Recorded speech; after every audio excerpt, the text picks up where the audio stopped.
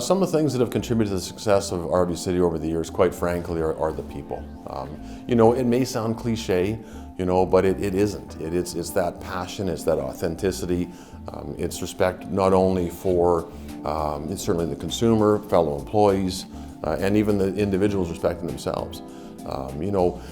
You talk about the golden rule, but there's also the platinum rule, meaning that treat others the way that you would wish to be treated. Well, going to that next step, treat others how they would wish to be treated. So you understand what people are looking for, and in terms of that, it's an overall experience. One of the things that people say, well, who's your competitor? Probably your competitor is yourself. Who do you look at in the mirror and say, are you doing the best job you can do for the consumer, for yourself, for your team members every day? You only have one opportunity at a first impression, and one of our models over time is it's all about the experience.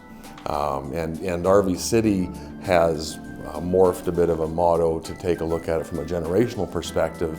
And it's, previously we had lifestyles for a lifetime. Now we're generations of family fun. Because quite frankly, that's what the RV lifestyle is all about. It's about fun. It's about the opportunity to get out and unplug and really reconnect with your family, reconnect with others, and have a campfire and just kick back and don't worry about a schedule. The importance of integrity and ethics in business, those are part of our core culture values. Respect, integrity, ethics, being a reliable partner in the community for the consumer as well as for the team members that are at the store. It's fundamental. Again, you only get one opportunity at a positive first impression. And so if you don't exude those qualities in terms of that, the consumer can see through that. If their experience falters, that opportunity you had to provide that positive first impression and maintain your integrity, your authenticity, it gets lost. And so those are super, super important. And we wanted our team to make sure that that's something they really understand and get. How we overcome challenges that we encounter in RV City, whether it be team member to team member or whether it be working with a team member to a consumer, is we listen. Quite frankly, there's we always kind of chuckle. There's sort of three stories. There's this person's story, and somewhere in the middle of the truth. So you need to listen and find out. Candidly, there's only two kinds of problems. There's either a people problem or a product problem. And in the product problem, where possible, replace the product.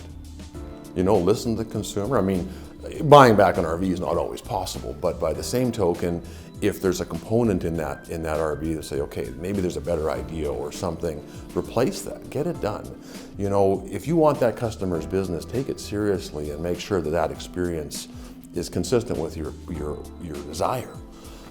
In the context of a people problem, listen, find out what's going on. Was there a promise made? Did we overpromise and underdeliver? Is there something that is in our control that we can influence to change? Is there something that's out of our control that we can't influence to change, but we respect that happened?